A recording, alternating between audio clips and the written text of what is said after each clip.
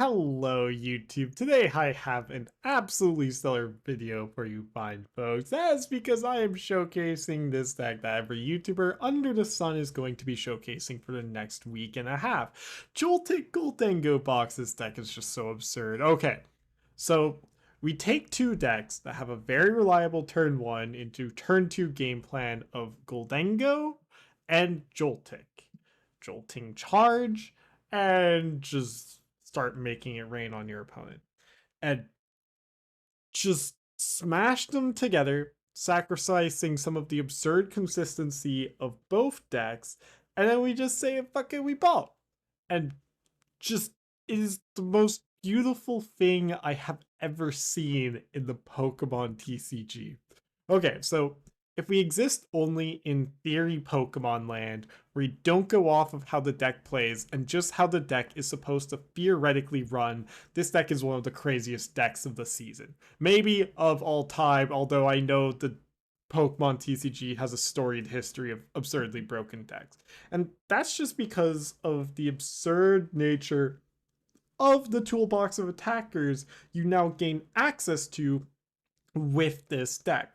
Gholdengo never really loved to have to just take a one prize knockout early game. It wasn't bad, of course, if you could snipe a Guardy or a Dreepy with an Energy or a Curlia, sorry, not a Guardy, a Curlia or a Ralts or a Dreepy or what have you. It like disrupted your opponent, but that made the game just that slight bit longer because you're forced to take the one prize. And it made it so that your opponent had just slightly more opportunities to come back into it. And then Joltik Box, on the other hand, struggled with finding an attacker late game. Joltik Box is 90% an Iron Hands deck, figuring 10% figuring out what to do after Iron Hands is gone. So what if you just like completely remove that weakness of Joltik Box while simultaneously addressing other weaknesses both decks had? Joltik's Box didn't have any strong onboard draw late, so we shore that up with the Gholdengo draw. And then obviously we talked about the endgame KOs, so Gholdengo helps fix that as well. And then Gholdengo struggled against turbo decks and falling behind in the 2-2-2 prize race because you didn't have a good way of manipulating the prize race. And in fact, if you watch Worlds, the Gholdengos that succeeded from those that failed was the ones that ran away to mess with the prize map, notably through drawing extra prizes with either whatchamacallit, Togekiss or Chansey. I completely blanked on that for a sec. But now with Pikachu, you now have a reliable way into the Raging Bolts and straight Gholdengos of the world. And you just kind of instantly annihilate any deck whose game plan was to just cornerstone you to death. Like the End Zoroark deck is just now like over because now you have a reliable attacker in Iron Hands. It's still like not great, like you have a lot of liabilities here, but it's not bad anymore, you know? And then like, do you understand the absurdity now? And like, the stats agree that this deck is absurd. If we just go look at Limitless for this page, we're at a 55% win rate. Every YouTuber in the Pokesphere that cares about competitive is going to be talking about this deck. And the meta is going to warp so violently around this deck for the upcoming regionals. Mark my words. I almost feel embarrassed to show my gameplay that I recorded for this video because it does not do this deck justice. You need to play it for yourself. You need to understand why it has a 54% win rate. And this isn't like statistically insignificant. We're at like 330, how many entries was it? But 121 entries, a lot of games with the deck. This isn't just like some crew that's taking some random rogue pile. It's like not 15 players that have a 53% win rate. 151? We're deep in the results now. And clicking on this deck just shows the sweeps. It's like getting in these online tournaments. First, third, 11th, second, 11th, 12th, 4th, 19th, 14th, all in the span of 5 days, mind you. All of these results are just coming back to back to back. It's just currently sweeping everything. But I'll have to make another video on this deck when I abuse the deck to hit high Arceus, because for now, you just get to cyber bully players because they need to fix this freaking ranking system, man. The deck list will be in the description. While you're down there, consider liking, subscribing, and commentating on how awful my misplays are. And if you think I can provide value to you as a player, check out my Metafy. Okay, I will talk to you all in the outro. Hello, YouTube. Welcome back to another video. If I were giga content brained, I wouldn't have done all of my off-camera grinding with the donk deck without before recording this video, so I could have made a joke of like, okay, rank reset, you know what that means, and then made like a quick edit cut of just all of my losses and wins and show how many losses and wins I had total. But no, instead you get to see me finish the push to Masters with what is, well, like, there's a lot to talk about this deck. It's a weird deck, I won't lie. Joltik Gholdengo, it's intriguing. Don't mind me shrinking myself for a second there. It's it's certainly a deck of all time. Who would have thought that, like, sometimes taking two good things and smashing them together would result in a better thing? Okay, well, like, it's hard to say if this version is better than just regular Gholdengo. There's certainly a lot of arguments to be had, and I haven't actually had enough quality games with the deck yet in order to make a determination on whether this deck is actually good or not yet. Because, like, for example, this opening hand, you would never get this opening hand if you were playing Joltik Box or Gholdengo. This opening hand is honestly pretty good if you're just straight Gholdengo, and pretty good if you're just straight Joltik Box. Or, like, you wouldn't have this opening hand if you were just straight Joltik Box. But, like, because we have all of this Gholdengo package in here, we don't have the reliable turn 2 setup for Joltik's Jolting Charge. Here I just need too much. Can I can never win here, right? Okay, but this helps. I need to sequence here. It's gonna be Nest Ball.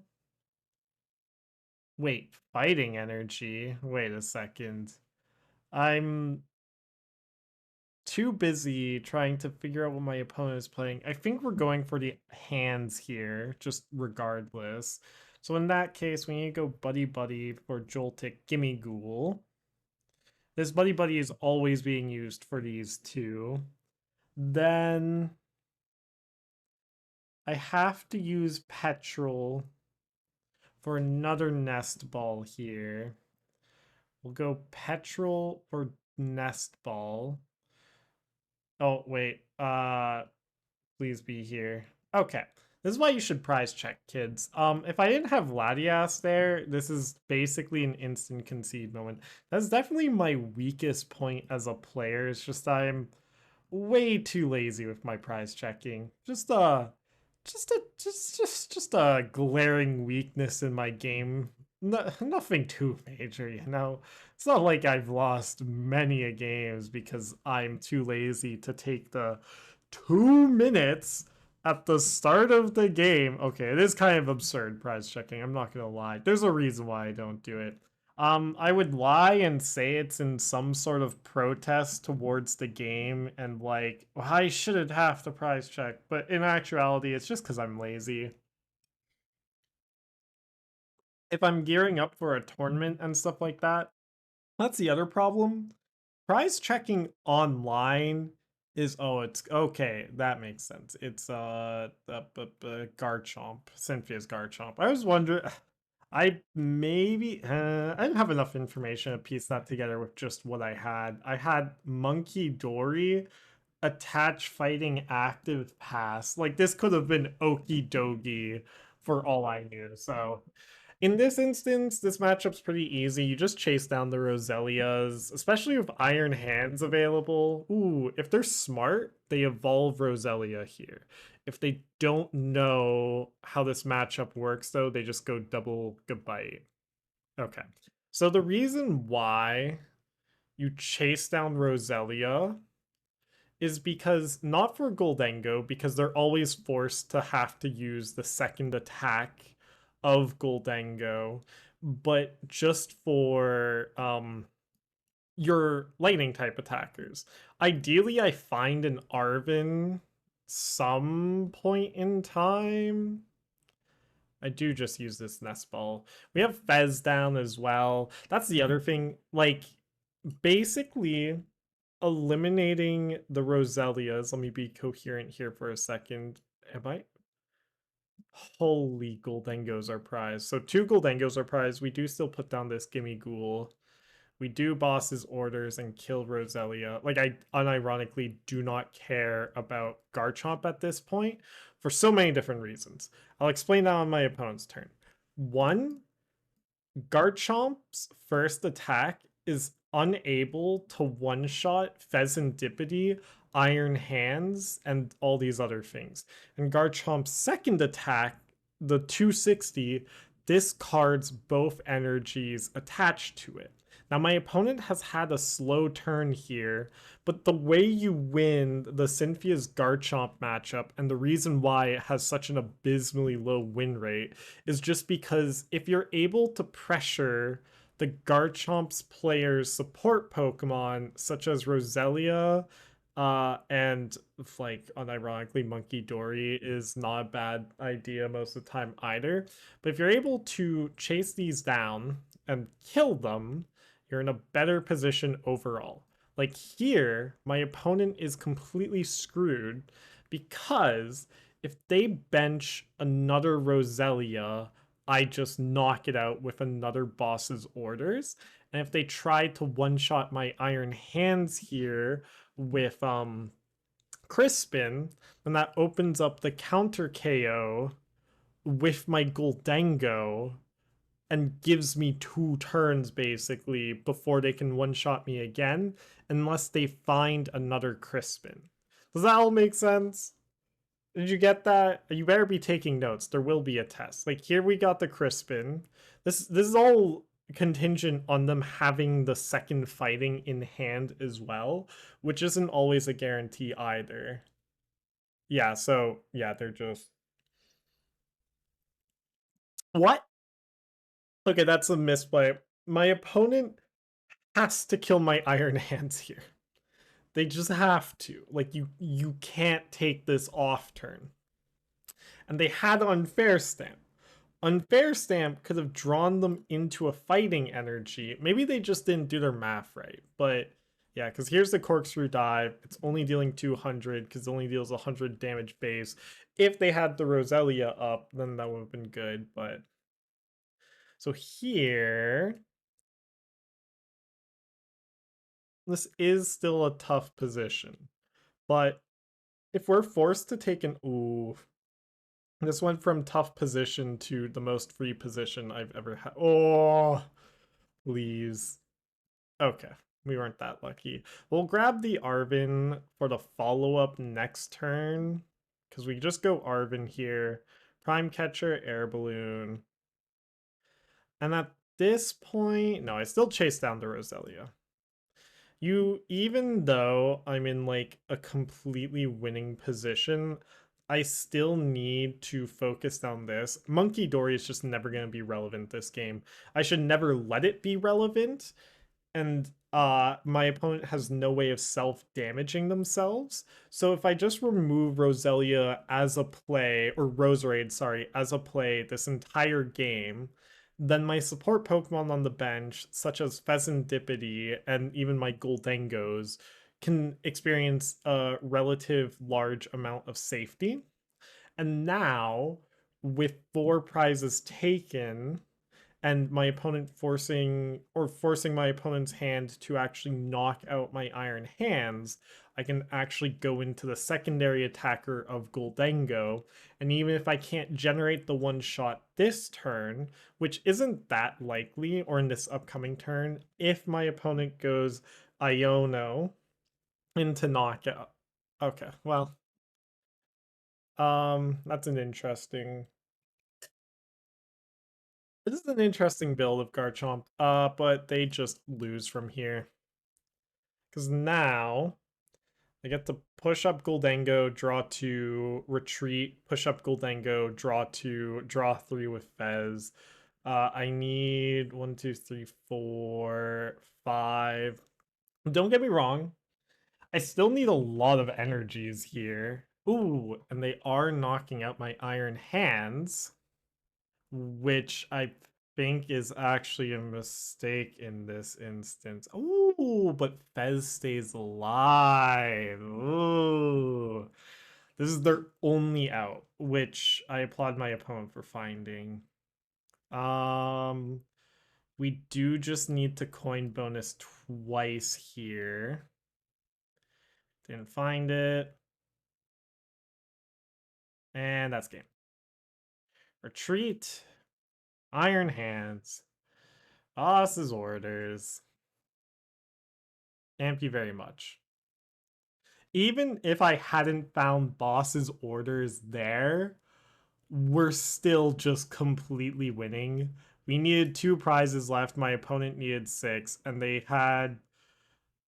I had 2 Gholdengos up, a Fez. Their only hope was for me to somehow leave damage in play for them to take a multi-prize turn. What's my...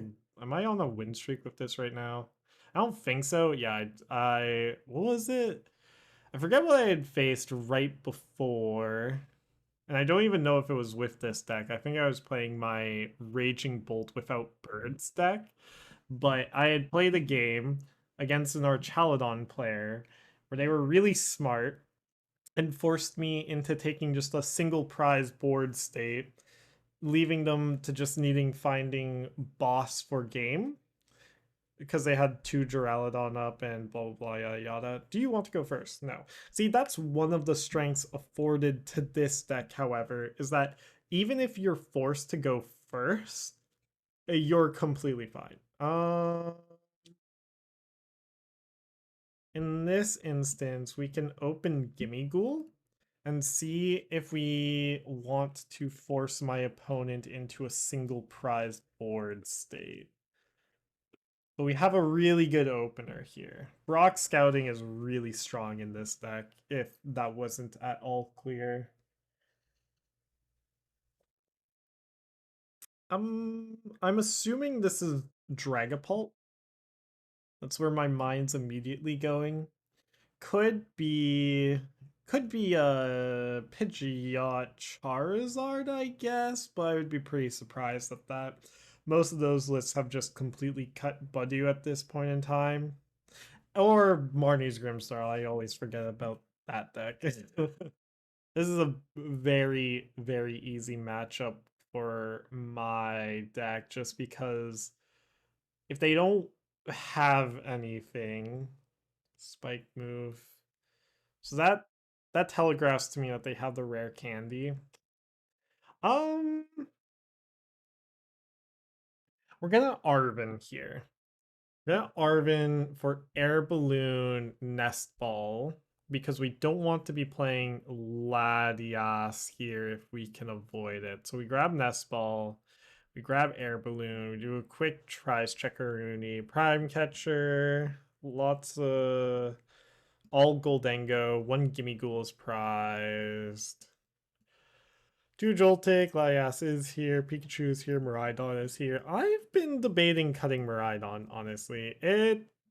There are huge combo turns you can get with it, but they've not felt that useful. Okay, I'm a little dumb. I forgot that I didn't even notice I didn't have an energy in hand here. So that means we go with the alternate game plan of Gholdengo and Prey.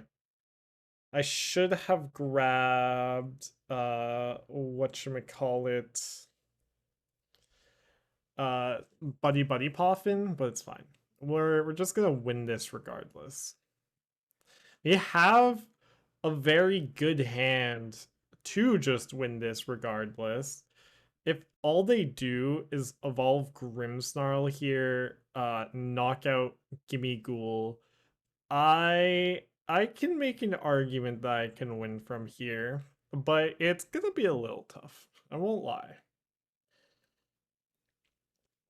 In that instance, with no energy in hand, yeah, let's just go for the double Gholdengo play.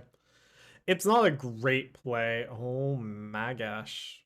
I guess they're just Ionoing themselves. This wasn't to disrupt my hand. They have no idea what my hand was. Ugh. Ew. Like, it's not the worst hand in the world. Oh man, they even have the Maractus. What the heck? This is bad. Am I forced to go for a Joltik off turn here? I could see it. In fact, I think that's what I need to go for, because they just have the Maractus here. If I go for Joltik, and then just leave Gimmighoul here on my bench for a bit, we go Joltik, Miraidon, Iron Hands Pikachu.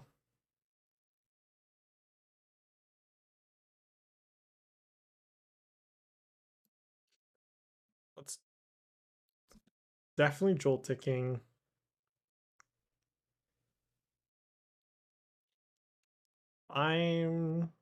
What's my highest EV play here?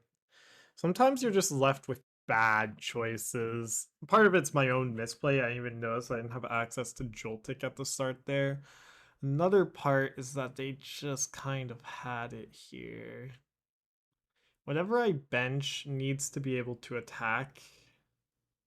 And to that end, I think I have to go Pokégear for Arven. Arven.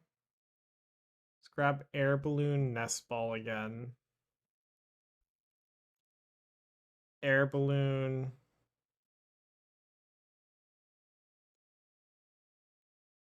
Nest Ball. Hands.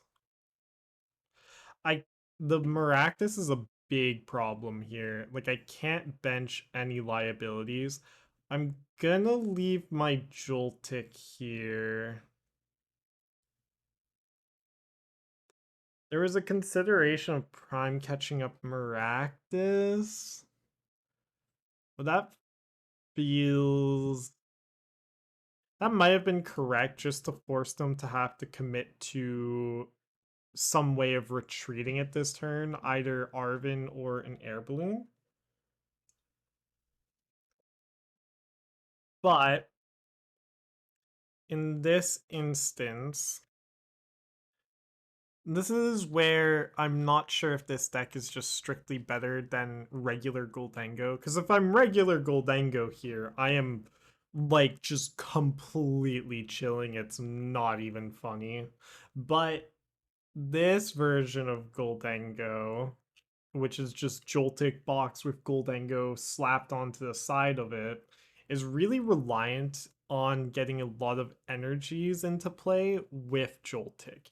Even if you're going first, typically speaking, your first turn you can attack, you're just forced to go Jolting Charge unless you can take a one prize knockout on a really powerful Pokemon, such as like a Kirlia or a Ralts, or a Dreepy with an energy attached to it, and just force your opponent into the death spiral of like, okay, I keep trying to set up, but they keep knocking out my Pokemon.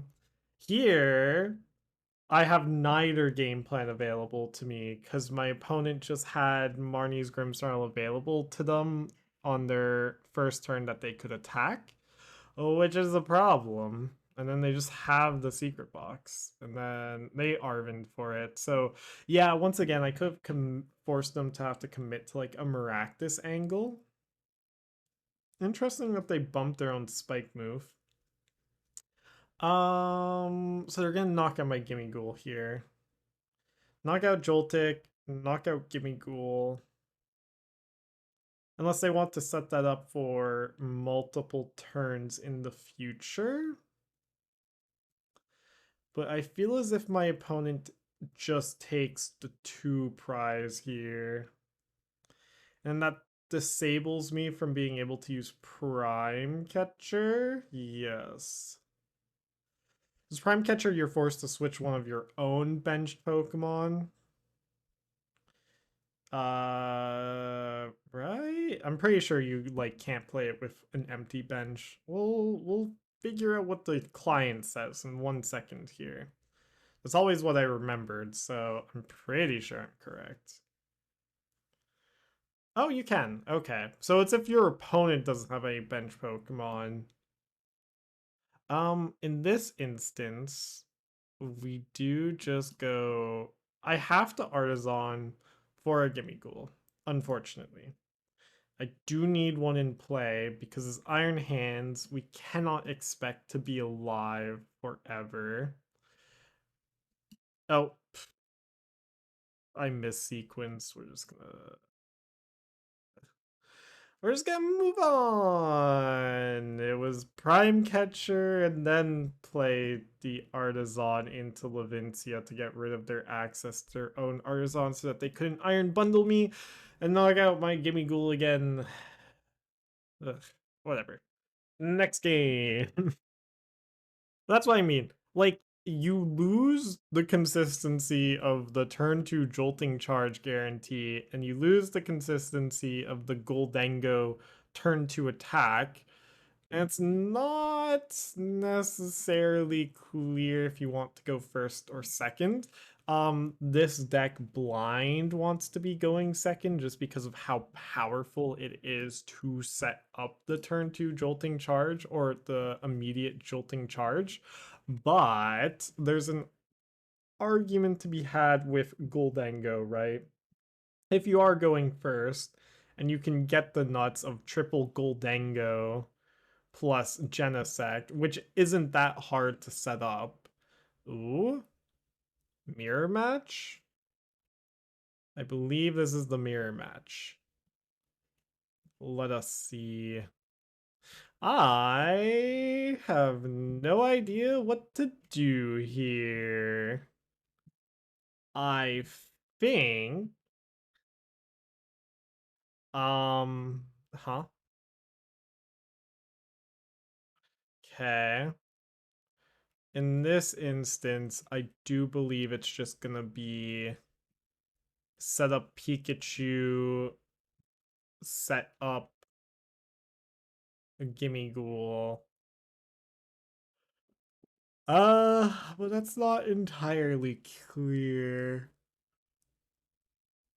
I could get the first 2 prizes through Iron Hands, just guaranteed from this spot. It might be a multiple jolting charge angle. I could see that being correct. I think I want to Pokégear here, but I need to Nest Ball first. So let's Nest Ball. But for what? I am completely unclear on if it's supposed to be Pikachu or Iron Hands here. The problem is Joltik is kind of the X factor here. I think Pikachu is correct here. Especially with all of my energies in hand. Neither of our decks run Disruption. So if I can go Pikachu into Knockout Iron Hands or whatever they set up all the energy onto, then I'm fine. And I think I can Pokégear. So I just hit the boss. That's fine. If I hit an Arven there, this would be a very, very good turn one. Because then I could set up the Buddy-Buddy Poffin. But here, we're going to have to play aggressively just to try and draw cards from our prizes effectively. Because this is the mirror match, they shouldn't have Iono, so us getting prizes aggressively early shouldn't be a problem. And they're kind of screwed because I'm first to act. If Iron Hands could have been set up like last turn or whatever, then they would be in a completely fine position. The problem here for them is that they're basically forced to just set up their own Pikachu. Let's see it. Nope, that's a misplay. If they had set up their own Pikachu, this gets really awkward really fast. Without them setting up their own Pikachu, I just go retreat, play Pikachu.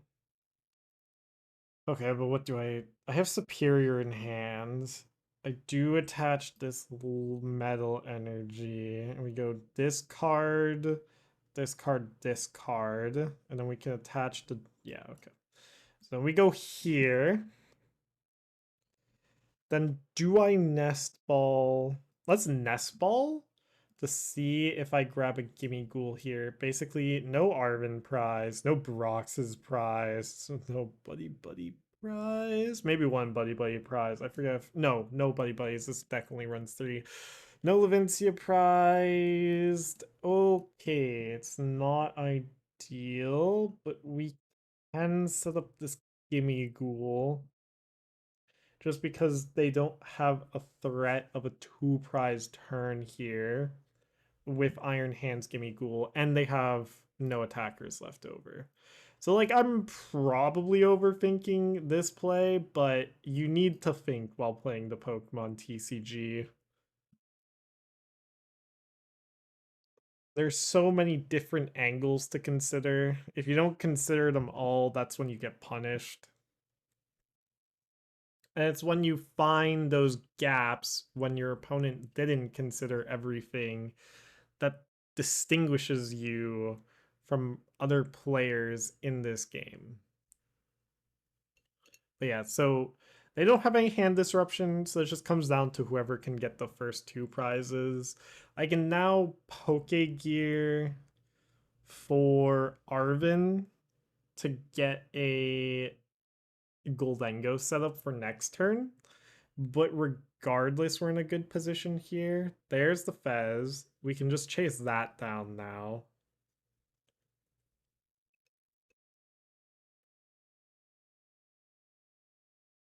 I'm just missing how I'm gonna win this end game. And that's my only problem right now. Oh. Well, would you look at that? We just win regardless. Okay, well, it's a pretty linear mirror match to navigate. They did mess up by not putting it on Pikachu though. Like you just have to they even saw me Pokégear for bosses.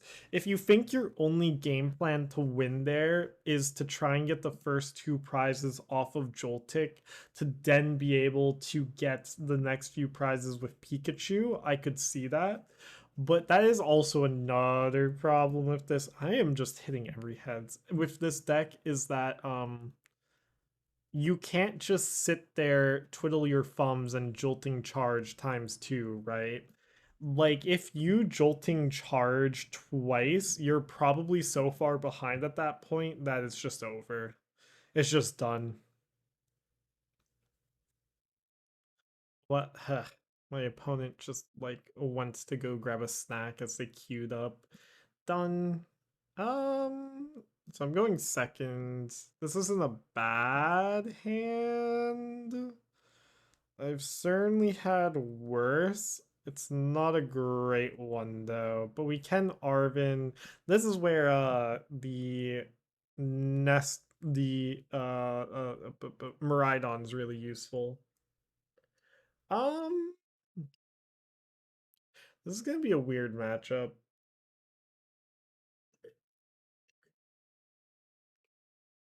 It basically comes down to chasing down Pidgeot the entire time, though. Okay, Arven, gonna be Nest Ball and Air Balloon. Miraidon's not prize. Joltik's not prize. Iron Hands is here. Sick. Done. We hope for the low roll. Miraidon, which isn't that unlikely. There's a weird argument here for Pikachu EX. It's not a good argument though, so we're gonna ignore it. But basically the idea is that if they can just get a Charizard into play next turn and somehow what's the word? Knock out my Joltik with like a Duskull pop, then we can push up Pikachu, have the Charizard punch it, have it not die, and like proceed from there. But in this case, we just 2-2-2 them violently. You understand? Okay, so one leaf energy is prize. I know it's a grass energy. I don't know why I said that I knew that. Obviously, that was a joke, but also, yeah, yeah. It's the internet. Anyways, Charmander, Pidgey. I suspect a second Pidgey. Oh, nope, never mind. I don't know why they didn't grab a second Pidgey. This is like Pidgeot is maybe the only way your deck can truly function as a Charizard player. Otherwise, you just kind of start losing and it's hard to figure out why. In this instance, we're just gonna Petrel for Prime Catcher. Oh, please tell me they don't know the interaction. Please tell me they evolved this Charmeleon. I will laugh so hard. I love this interaction because it goes to show that I really shouldn't be this low rated still. Okay, they do know about not evolving their Charmeleon with TM Evo because Charizard is a when you play this from hand effect. Okay. Alright. Let's Buddy-Buddy here. Buddy-Buddy, Gimmighoul. We only have 2 Gholdengos, so we don't want to necessarily bench this third Gimmighoul because we want to leave space for Fez. Although you figure my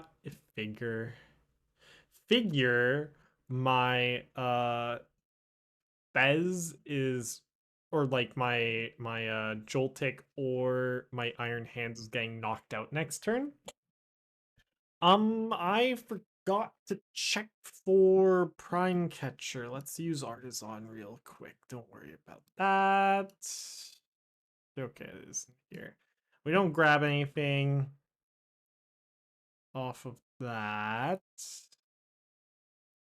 Now the question is, do I Petrel or Arven for it? I think it's just like because we don't have access to bosses here, like we just always Petrel for the Prime Catcher rather than Arven for it. So we can leave Arven up as a play for next turn. I wish I had a Nest Ball here, but we'll just go like that. Also, it was correct for me to retreat my Joltik into Gimmighoul and then Prime Catcher just to get this metal energy off of it. This could come back to bite me. We'll see. Just because that way I have access to a metal energy through my discard, allowing my superior energy retrievals to effectively be +1 out to the uh ability to attack with Gholdengo. In this instance, now it's just kind of like, okay.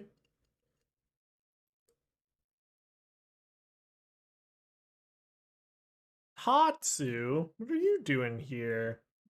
You don't play Tatsu in the Pidgeot version of the deck just because, like, it doesn't really work. Also, what's happening here? Are they taking 2 prizes by knocking out Joltik and then knocking out Gimmighoul? Well, they got me my Metal Energy in my discard, so we're just fine.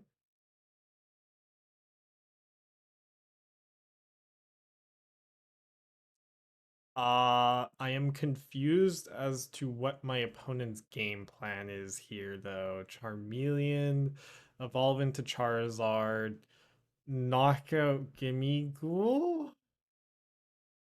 Uh, it's not great. It does help that I don't have access to boss in hand, which just may be what they're going for here. I think, in fact, it's so bad that I don't have boss in hand. I have to push up Iron Hands to be able to take out this knockout. Because 1, 2, 3, 4, 5, 6, 7, 8. We have all the energy we need. If I'm able to discard this, which is why we pushed up Iron Hands. We can dig a little for boss's orders here by going Gimmighoul. Now we have enough Gholdengo that's actually worth setting up the triple Gimmighoul. Oh, but my third Gimmighoul is gone. Too soon for this world. Anyways, yeah, it's just gotta be like a coin bonus angle. Oh, okay, never punished. Holy. What? Okay, okay. Even if we didn't just top deck bosses here, we still would have been fine. And then that means I can actually go Arven for Nest Ball Bravery Charm and make my opponent's life miserable by just going Nest Ball Fez, flip the script. Oh my gosh, I can even attach. Let's not attach this yet. Actually, let's attach it. It gives me +1 out here, or it makes it so I don't have to commit 1 less energy to the play. Oh wait, it's fine. I'm not thinking properly.